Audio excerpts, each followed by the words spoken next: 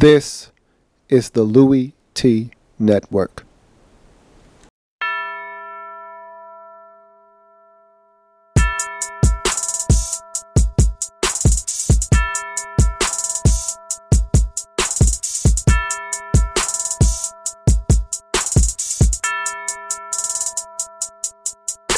See, first come the preseason, and I don't take a day off. And then my team was 6-10, and we ain't smell the playoffs. Yeah, I seen the Super Bowl, but I heard they just play balls. A lot of teams had injuries. Sam Bradford had to take off. Go hard in the offseason, but you don't know the half. Before you know, we gon' look up, and we ready for the draft. They dressed up in that suit tie, and I don't know how to act. They waiting, so patient, so they can put on that hat. Who else could it be? But your man Luke. Okay, so when she asks you where you was at, you tell her you in the lab room.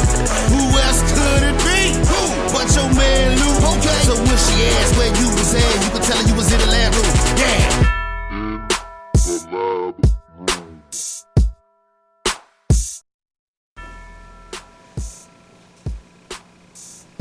Who else could it be?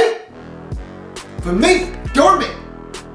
Louie T, welcome. You are in the lab room. Of course, I'm your host, Lou. Thank you for joining me. Week number 16, International Football League, Monday Night Football. What a dandy that game was. They say that you save the best for last. Well, that's exactly what ESPN did with their final Monday night telecast of the season.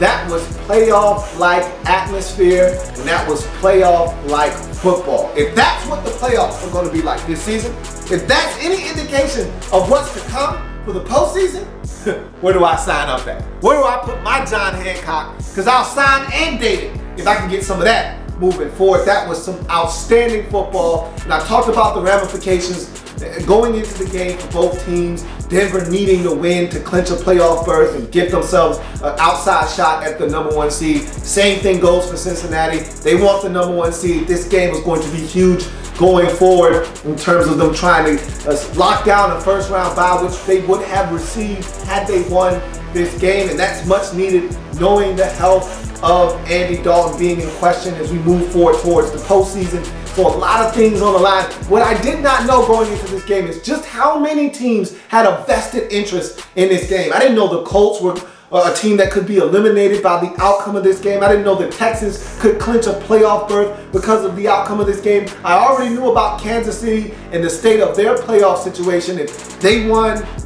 this game or they won this weekend and a Denver loss came on Monday, they could be in first place in the AFC West. There were so many things that rode on the heels of this game, and I was not aware of all the other teams that had a very huge vested interest in this game. But this game was huge for a number of reasons, and I thought it was a well-played ball game.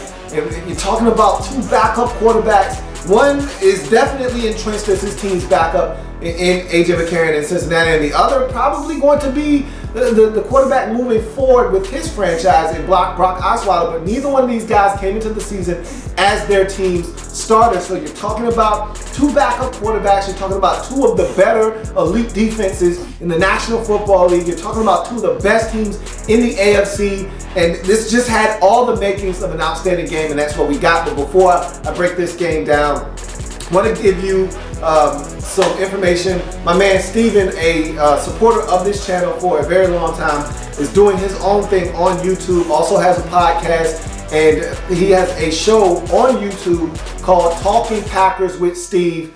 And so if you're a Packers fan, if you're not a Packers fan, because not all of his content is surrounding the Packers, he does do NFL breakdowns and he does do predictions and things of that nature. So check his channel out, Talking Steve, or Talking Packers with Steve. Also has a podcast called Talking Packers. So I'm going to leave the link to his channel down in the show notes. Give him a holler, check his channel out. If you like his content, please subscribe, and even drop him a message down in the message box down below and let him know that you're supporting him as well. And so check his content.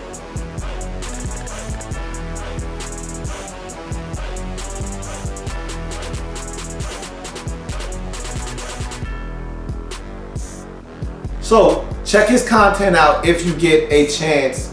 And with that being said, let's jump into this beautiful football game that we had on Monday night. Cincinnati Bengals on the road taking on the Denver Broncos. And it was funny, I had a conversation with a Bengals fan, and he's my resident Bengals fan. Me and him talk back and forth all the time. And if you remember, early in the season, I made a video, and it was a response to Brown Shoes T2. And it was about Joe Flacco versus Andy Dalton, and he was a Bengals fan, and he was arguing that Andy Dalton was this, and Joe Flacco was not that, and whatever.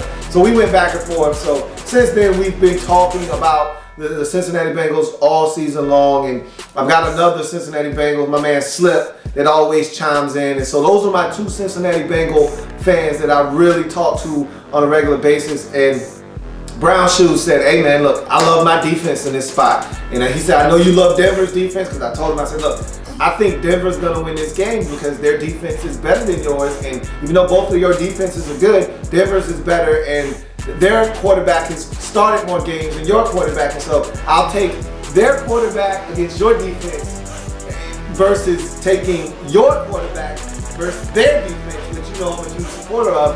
And it's in Denver. Just too many things for your quarterback to have to overcome. The road, that defense, I like their chances versus your defense more so than your quarterback's chances versus the Denver's defense. So he was like, I like it the other way around. I think my defense is better than you're giving them credit for, and I really think that A.J. McCarron is going to show you that he can play football. Now, I've been an A.J. McCarron guy, and it's funny. Early in this ball game, I thought Cincinnati came into this game with a great game plan, and what they did was they kept A.J. McCarron in third and manageable. They ran the football effectively on first down. Short passing game to set up 3rd and 3, 3rd and 4, 3rd and 2s, and he was converting. But I also thought when they needed him to make some stick throws on third down, he was money. I mean, look at the throw to Marvin Jones early in the football game. Bradley Roby, sticky coverage, not even looking for the football, and he throws it up, and Marvin Jones goes, climbs the ladder, goes get the football. That's an excellent throw. You got to throw in the end zone to A.J. Green in the corner of the end zone. Akeem Talib actually tips the football. A.J. Green still comes down with the football because it's such a good throw in the back of the end zone. You got another throw to Tyler Croft, the tight end on like 3rd and 11 to pick up 13. He was money early in this ball game. And so all of the feelings that I had about A.J. McCarron coming out of college started to come back to me, because I loved A.J. McCarron in the process when he came into the draft. And the thing I love about him the most, he may not have the best measurables, but the guy is uber competitive. And I think Mike Tirico said it best. The dude, he borders on cockiness. It's confidence, but it borders cockiness because he's so confident in his abilities. And I love that about A.J. McCarron. That's why he was so good at Alabama. And that's why I think he has a chance to be a starter in this league at the NFL level. And you saw that early on in this ball game. But I knew at some point the Denver Broncos were going to settle in, and they were going to make it tough on A.J. McCarron. They were going to stop the run eventually, because they're not the #1 rush defense in the league for a reason, for no reason. They're going to stop the run eventually. They're going to make A.J. McCarron have to beat them. They're going to put him in 3rd and long situations. They're going to pin their ears back. They're going to come after him. They're going to make him uncomfortable. He even showed us some wheels early in this game. Tucked the football down, ran for like 14, 15 yards. They ran speed option outside where he flipped it to the back out of the backfield. I mean, they were showing off all the many talents of A.J. McCarron early in this game, but eventually, after the 14-0 lead, Denver settled in. The defense started making plays, started getting them off the field, but he never made the mistake I was looking for. I thought he was going to make a bad throw, be under duress, make a poor decision. He never did that in this game. Kudos to him for that, but I thought the turning point of the game was the missed field goal by Mike Nugent, and I don't trust Mike Nugent. I never have, never will, and I've really jumped off the Mike Nugent bandwagon since last year in that Carolina game that ended in a tie because he couldn't make that chip shot field goal late. I don't trust Mike Nugent. I still don't trust Mike Nugent, and I thought that his miss was huge in the loss in this football game. They were up 14-0. They had all the momentum in the world. He misses that field goal. Would have made it 17-0, a 3-score game on the road. Denver would have been in trouble. They were reeling. That could have been a knockout blow. Instead, he misses, gives them some confidence. They end up scoring right before the half, getting a field goal. And this is why they deferred at the beginning of the game. This is why coaches love to defer, because they want to score at the end of the first half, and then they want to get the football and score again to to come out of halftime, and that's exactly how the Broncos drew it up, and that's how they executed it, as Brock Osweiler and the Broncos sped the tempo up. And I thought the Cincinnati Bengals did a wonderful job in the first half of getting them off the field, putting them in some precarious third down situations, whether it be because of penalties, pressure on Brock Osweiler, or just stopping the run. They had the Broncos in 3rd and long all first half long. But in the second half, they sped the tempo up, did the Broncos. They did that on that first possession, went right down the field, and Osweiler found E-Man Sand for the touchdown, catch and run into the end zone to make it 14-10. Just like that, without the Cincinnati offense seeing the field since late in the first half, 10 unanswered points, it's now a 4-point ball game. And so that's what coaches want when they defer, and that's how the Broncos were able to get back in this ball game. And then from there, it was kind of just a heavyweight championship fight, man. Back and forth, defenses making plays, punts on both sides of the field, and then finally CJ Anderson is able to break loose, and that's the second time in a big time game on a primetime spot in Denver he's been able to break off a big time run. We saw the win in overtime versus New England and him having a big run at the end to seal it for Denver, and that run looked similar to this one, where he gets to the outside, shows the wheels, able to outrun an angle and get into the end zone. Broke a couple tackles. It was a beautiful run by CJ Anderson, a well-designed play where they had the defensive end crash down. He gives off the football on a read option play, and he's able to get outside and make something happen. So that was a really good design by the Broncos, and an even better run by CJ Anderson to give them their first lead of the game at 17-14. And Cincinnati able to force CJ Anderson to fumble later in the game when it looked like the Broncos were going to be able to put this game away, and they're able to give themselves a chance because they were able to get down the field and get a field goal of their own. Nugent was able to redeem himself and make a field goal from 50 plus, which he hasn't done, it seems like, in forever. And so he was able to tie the game up at 17. Broncos fumbled the football. CJ Anderson puts it on the carpet. Big hit by Johnson to dislodge the football and give it back to Cincinnati. But they weren't able to get the football into scoring range. Again, Denver Broncos defense ratcheting up the pressure, the intensity. Everything was at a crescendo at this point in the game. Both sides. A lot of intensity. You could feel the playoff atmosphere. It was a really good football game. I didn't want it to end, and the football gods said, hey, you know what? I'm going to hit that B-Dubs button for you, man. Buffalo Wild Wings button. Just when the Broncos thought it was safe, and I thought it was a really, for both teams, I thought it was 4 o'clock management on the part of both teams. I thought Cincinnati wasted timeouts all night long, and I think maybe that's what you get when you have a young quarterback. You waste timeouts and opportunities all night long, all night. Oh, waste timeouts all night long. First half, they wasted all their timeouts. I don't mind you wasting first half timeouts because it's the first half. In the second half, you must protect your timeouts with your life. And I thought Cincinnati went through their timeouts way too wastefully.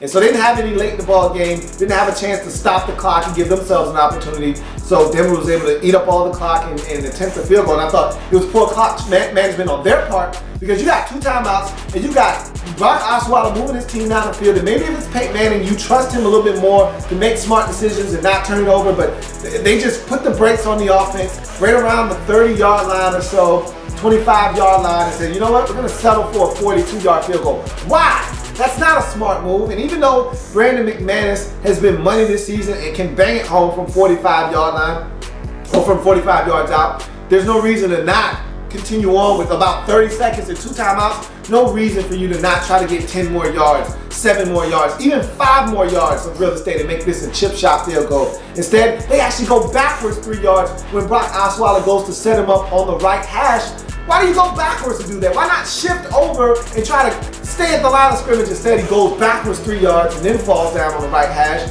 to set up the kick. And it doesn't really even matter because Brandon McManus comes in and shanks it all the way to the left. And like I said, the football guys were told him I wanted more football. He said, I got you, man. They hit the B-Dub button. They turned on the big fans and they blew the football all the way left. And we got overtime bonus football. Thank you. I appreciate that. In overtime, Broncos win the toss.